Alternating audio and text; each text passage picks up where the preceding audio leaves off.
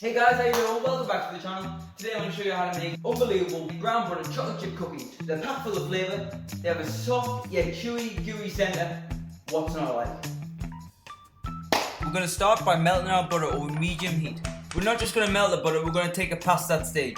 I'm going to show you how to make a beurre noisette. There's a bit more effort involved, I'm not going to lie, but it's worth it. It'll make your cookies taste amazing. But you just want to make sure you swirl the pan every so often or stir it, it's totally up to you. It's just to prevent the butter from catching on the bottom of the pan. Because if you burn the butter you have to start again because the butter will turn really bitter and very unpleasant to eat. When the butter is completely melted, that's when it starts to cook.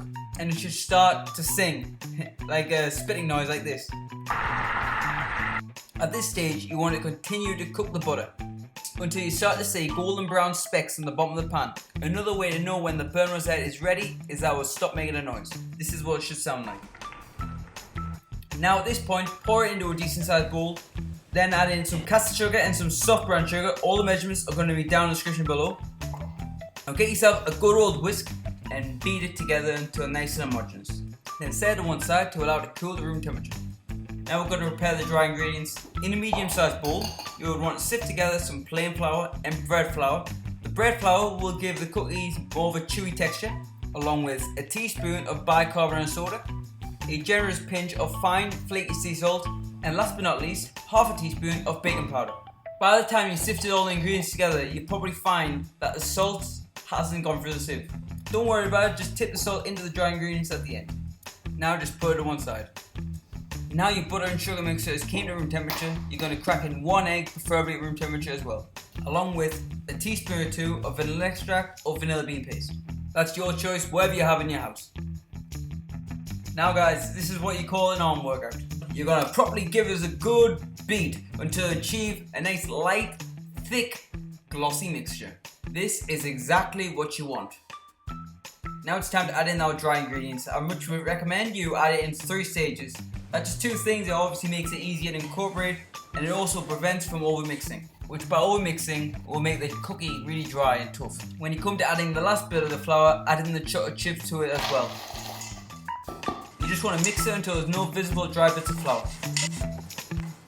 Cover with cling film and pop in the fridge overnight. This will give the ingredients time to get to know each other.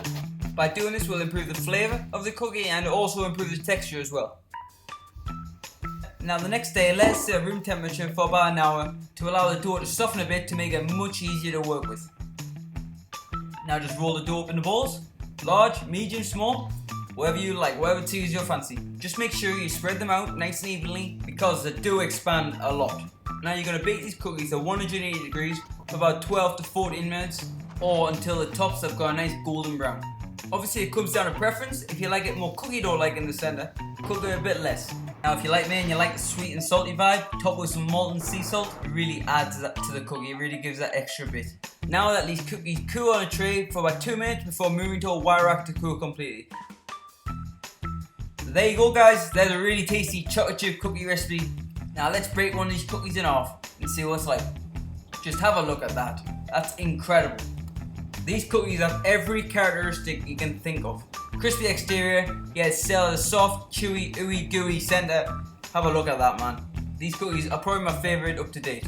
I hope you give this one a go and test it out for yourself. And that is it for today. I hope you enjoyed and I'll see you a lot next week. Now I'm going to enjoy these delicious cookies with my family. See ya.